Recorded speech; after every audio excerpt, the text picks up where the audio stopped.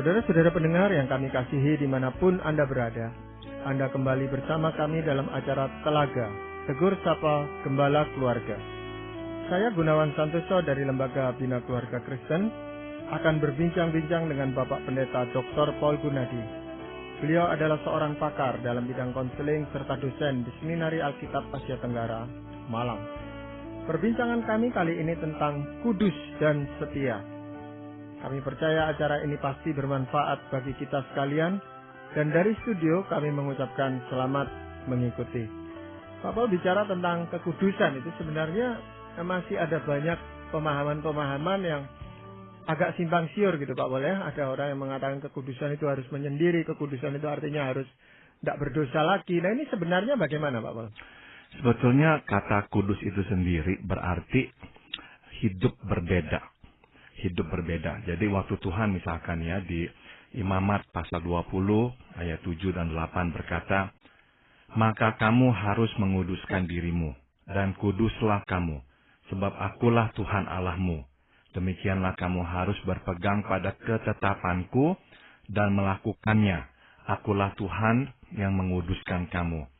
Jadi dalam firman Tuhan ini kita bisa melihat bahwa hidup kudus itu berarti memegang ketetapan Tuhan dan melakukannya.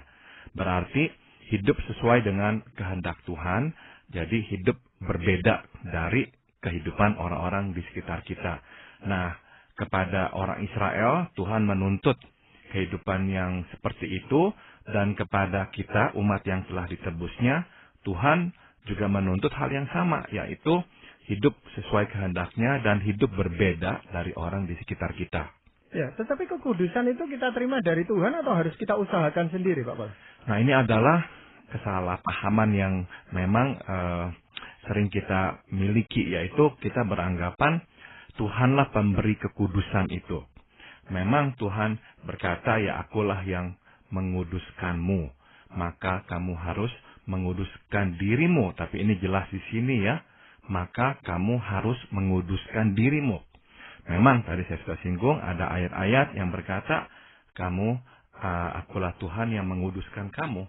Namun ingat firman Tuhan juga dengan jelas berkata, maka kamu harus menguduskan dirimu. Jadi kesimpulannya adalah, tak kala kita berupaya dengan sekuat tenaga melakukan ketetapan Tuhan, di dalam berupaya itulah kuasa dan kekuatan Tuhan diberikan kepada kita sehingga kita bisa hidup sesuai dengan ketetapannya.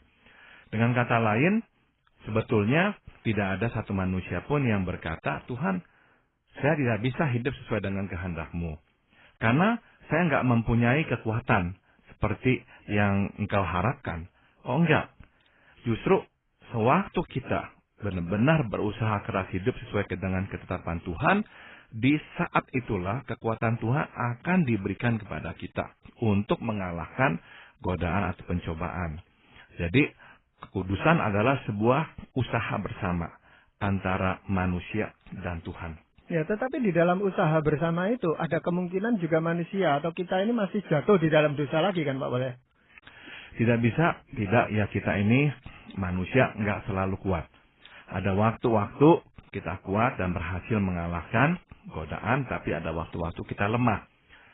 Nah, pada waktu kita lemah, itu bukan berarti Tuhan dengan sengaja menarik kekuatannya dari diri kita. Sama sekali bukan.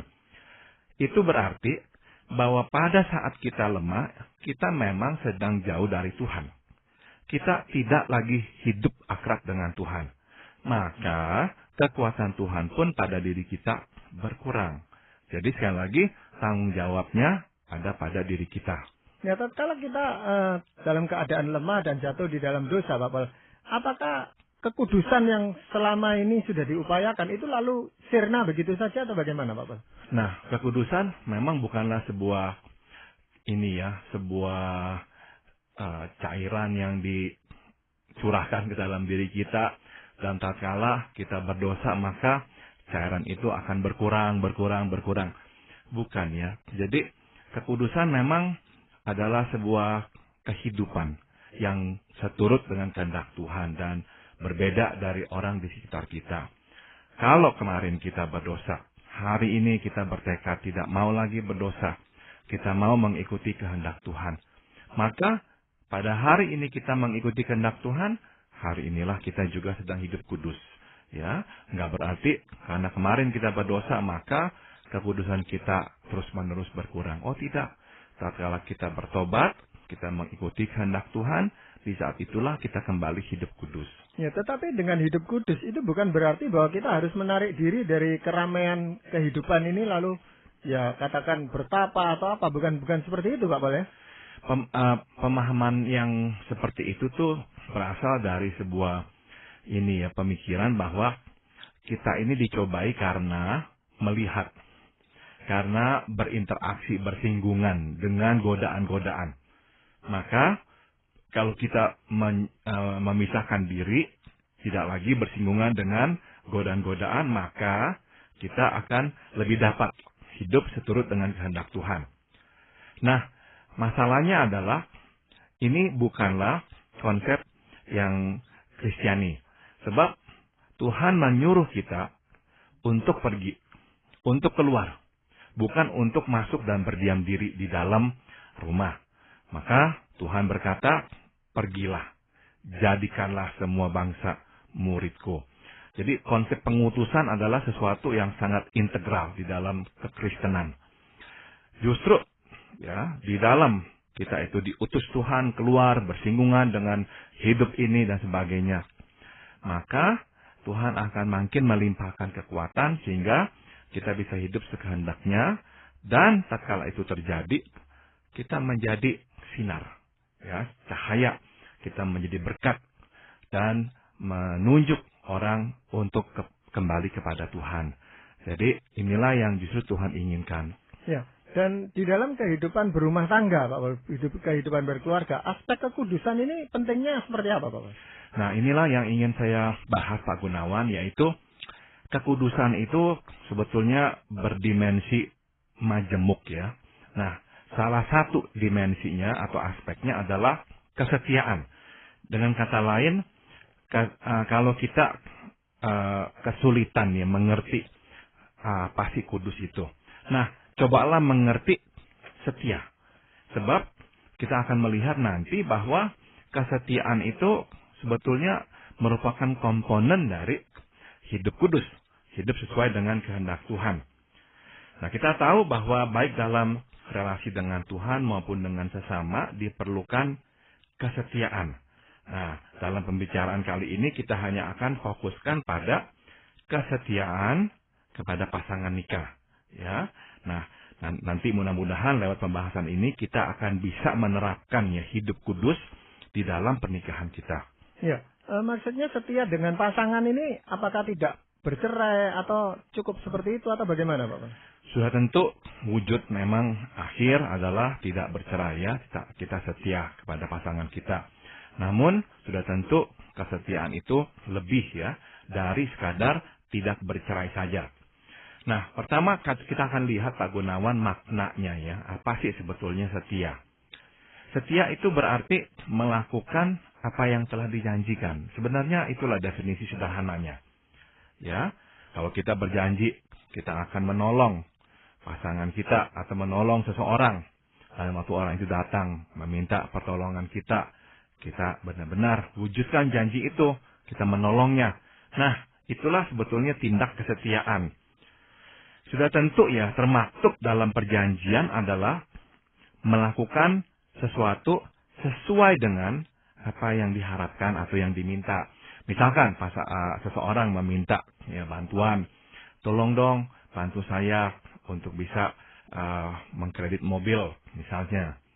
Kemudian kita berkata, oke, saya bantu. Terus kita bantu dengan membeli sekeranjang buah. Ya, memang kita melakukan sesuatu, yaitu memberikan sekeranjang buah. Namun itu bukanlah yang diharapkan.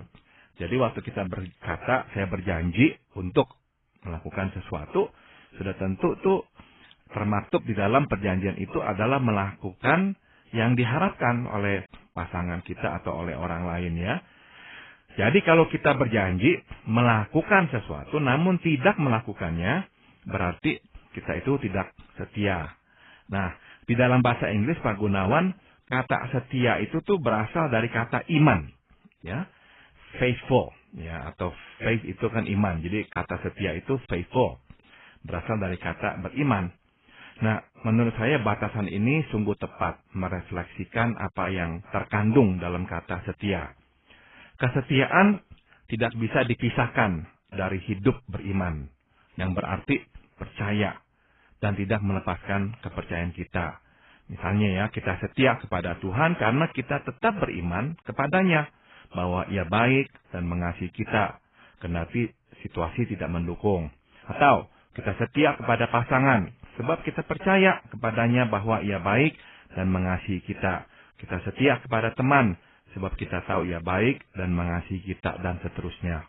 Ya, Pak, kesetiaan itu, apakah juga dipengaruhi oleh sikap dari pasangan kita? Jadi misalnya, saya bukan tidak mau setia, saya mau setia lah, tapi pasangan saya seperti itu gitu. Sangat-sangat dipengaruhi, Pak Gunawan.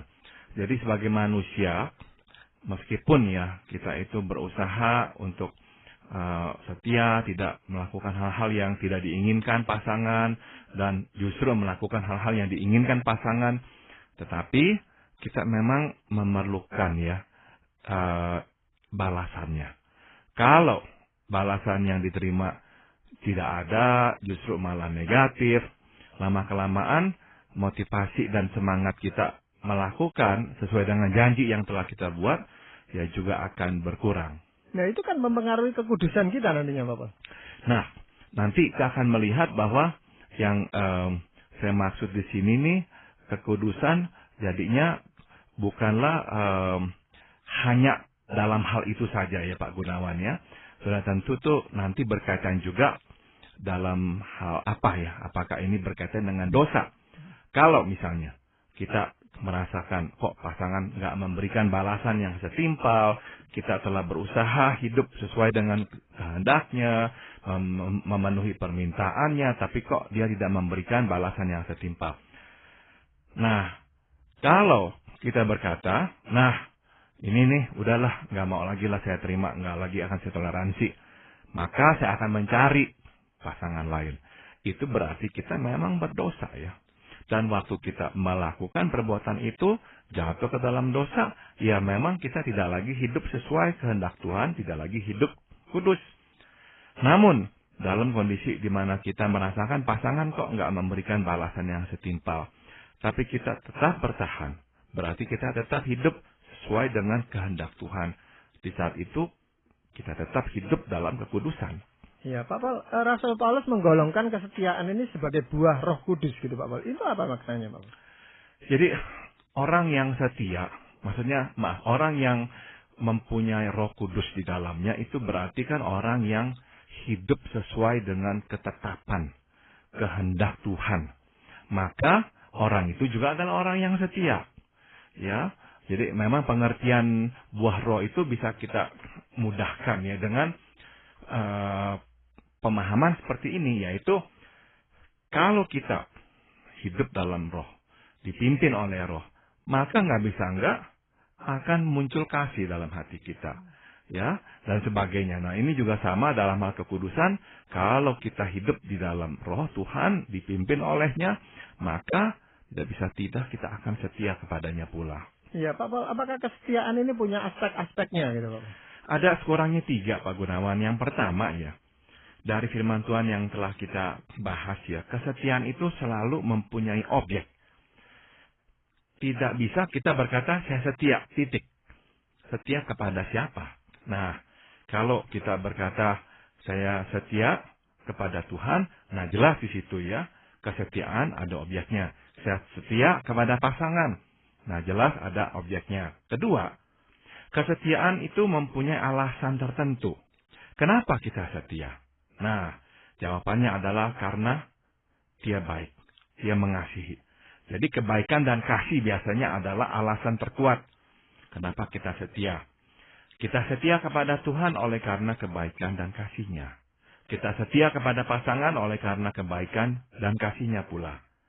Nah, yang komponen ketiga adalah kesetiaan pada akhirnya melakukan apa yang dikehendaki oleh orang yang kepadanya kita telah berjanji untuk melakukannya. Jadi kalau kita mau setia ya kepada Tuhan, kita harus melakukan apa yang Tuhan kehendaki. Kalau kita berjanji setia kepada pasangan, kita harus melakukan apa yang dikehendaki oleh pasangan juga. Dalam pengertian bukan melakukan hal yang berdosa ya. Iya, jadi kalau kesetiaan itu dilakukan karena terpaksa gitu Pak Pol ya. Ada orang itu yang ya terpaksa saja setia gitu karena tidak ada pilihan lain gitu. Dia sudah menikah misalnya, lalu dia kehidupannya juga tergantung pada pasangannya sehingga ya dia mengatakan ya terpaksa saja saya ini menikah. Itu sebenarnya bukan kesetiaan. Dalam pengertian itu saya kira tetap itu lebih baik daripada tidak setia ya. Meskipun terpaksa karena tidak ada balasan yang setimpal, tapi dia tetap setia. Saya kira ya itu tetap lebih baik meskipun terpaksa. Enggak natural ya. Memang kesetiaan akan muncul dengan lebih mudah, ya dengan lebih bebas kalau memang kita melihat alasannya jelas, yaitu orang itu baik kepada kita dan mengasihi kita. Ya, kita setia kepada Tuhan sebab Tuhan itu baik kepada kita dan juga mengasihi kita.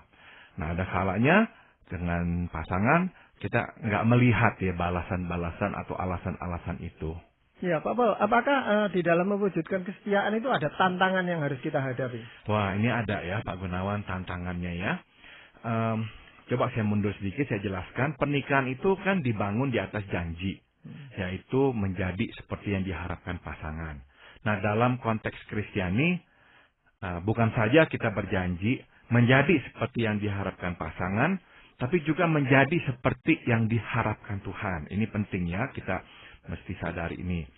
Tantangan terbesar kesetiaan adalah hidup sekehendak kita, bukan sekehendak Tuhan atau pasangan. Ini godaan dan pantangan terbesar. Salah satu hal terlupakan dalam pernikahan adalah bahwa sesungguhnya tatkala kita menikah, kita berjanji untuk melakukan apa yang diharapkan pasangan. Nah, sudah tentu tidak semua yang diharapkan dapat dan wajib dilakukan. Namun pada dasarnya, itulah jiwa pernikahan. Jadi baik hidup dengan Tuhan maupun dengan pasangan, kita akan senantiasa ya menghadapi pergumulan antara melakukan keinginan pribadi atau melakukan apa yang dikehendaki pasangan dan Tuhan. Kesetiaan luntur tatkala kita tidak lagi mengindahkan apa yang dikehendaki Tuhan dan pasangan. Ya, memang seringkali sangat menggoda Pak Pol untuk orang tidak setia. Itu karena juga melihat di sekelilingnya pasangan-pasangan yang lain tidak setia toh. Kenapa saya harus setia gitu Pak Pol?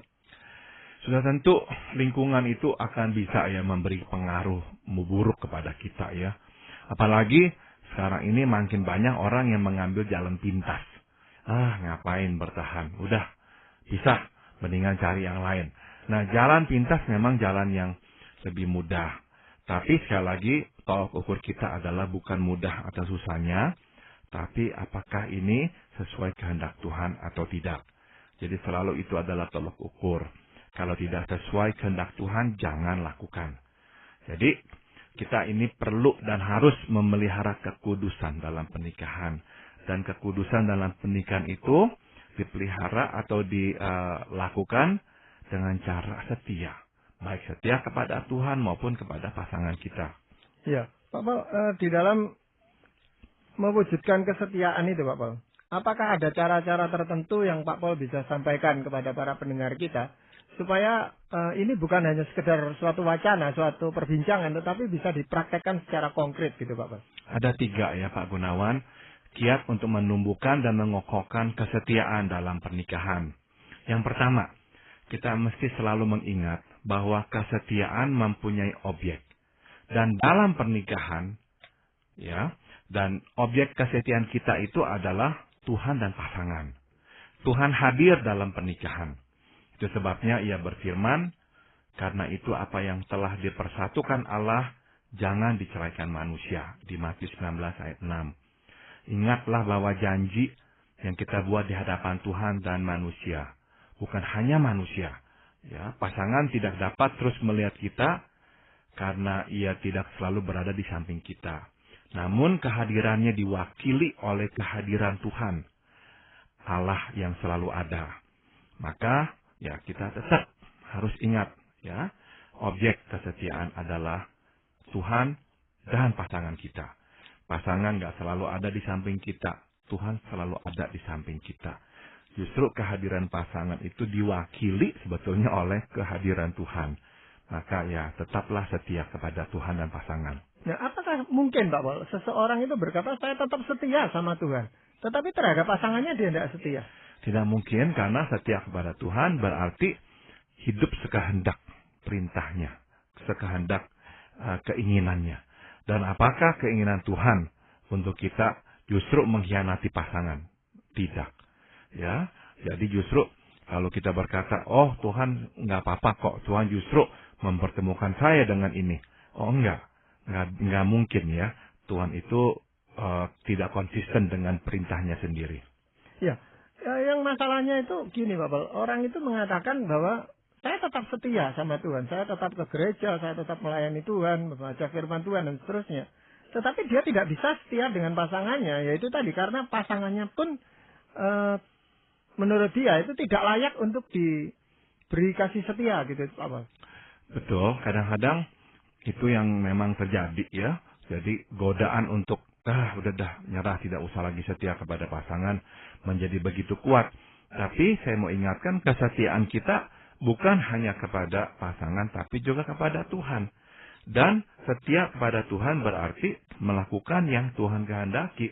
Dan sudah tentu Tuhan tidak menghendaki kita itu justru tidak setia kepada pasangan, mengkhianati pasangan, malahan membangun relasi baru dengan orang di luar. Justru itu yang Tuhan tidak kehendaki. Jadi nggak mungkin kita berkata, saya setia kepada Tuhan, tapi tidak setia kepada pasangan. Apakah ada kiat yang lain, Pak? Yang kedua adalah kita mesti selalu mengingat bahwa kesetiaan mempunyai alasannya. Dan dalam hal ini, alasan pertama dan terutama adalah kebaikan Tuhan dan kasih setianya. Inilah alasan yang seyogianya membingkai kesetiaan kita, baik kepada Tuhan maupun pasangan. Tuhan baik dan setia. Itu sebabnya kita mau terus memegang janji yang telah kita buat kepadanya. Ingatlah juga kebaikan dan kasih setia pasangan di masa lampau. Mungkin ada banyak pengorbanan yang telah dilakukannya demi kita. Jangan lupakan. Jadikan ini alasan untuk memegang janji yang kita buat kepadanya.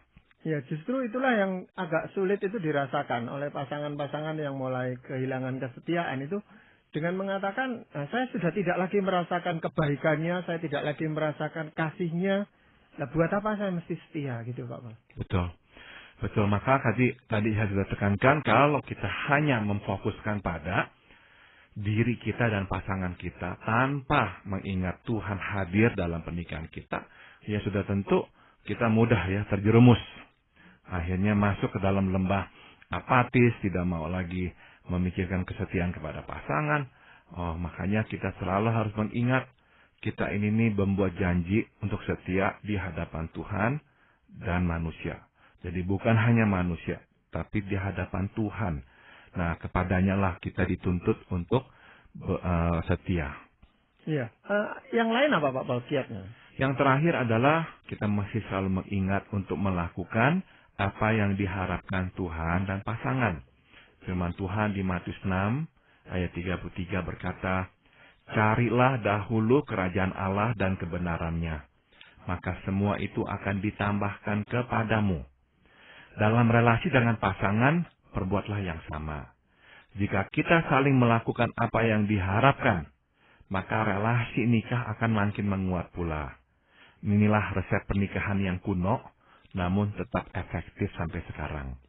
Ya, jadi untuk menunjukkan kesetiaan kepada Tuhan, kita mendahulukan kerajaan Allah. Untuk juga mewujudkan kesetiaan kepada pasangan, kita juga mau mewujudkan keinginan pasangan kita. Ya, tapi masalahnya yang sering kali dihadapi itu adalah untuk melakukan apa yang diinginkan. Yang diinginkan itu terlalu tinggi gitu Pak Bos. Nah, ini merupakan proses penyesuaian yang harus kita jalani dalam pernikahan. Setiap orang akan berkata, apa yang engkau minta ini tidak bisa aku lakukan. Setiap orang yang menikah pasti pernah mengatakan hal seperti itu. Jadi, ya inilah prosesnya ya. Saling mengemukakan pengharapan. Tapi juga bersedia untuk fleksibel. untuk menunggu, untuk bersabar, atau untuk menjelaskan lagi, atau untuk mengingatkan lagi. Ini semua adalah proses pernikahan yang mesti kita jalani. Ya, jadi sebenarnya seseorang yang mulai tidak setia kepada pasangannya, dia sendiri bisa merasakan itu, Pak Paul. Sebetulnya iya ya Pak Gunawan, seharusnya kan dia tahu ya. Meskipun ada kalanya kita itu tuh merasionalisasi diri Pak Gunawan. Dengan berkata, oh saya masih setia kok, saya masih setia kok. Padahal dalam kehidupannya tidak lagi demikian. Ya, juga pasangannya menanggapi sikap dari suaminya atau istrinya itu juga bisa merasakan bahwa pasangannya sudah mulai mundur dari kesetiaan. Betul, jadi kita itu tuh seperti baju ya Pak Gunawan. Dalam pernikahan itu tuh baju yang mulai luntur akan terlihat. Kalau baju luntur tapi dilihat jauh dari jarak yang jauh mungkin nggak kelihatan. Tapi dalam pernikahan baju luntur akan terlihat. Cinta luntur pun akan juga terlihat. Ya, itu dari sikap memenuhi janji itu tadi Pak Paul.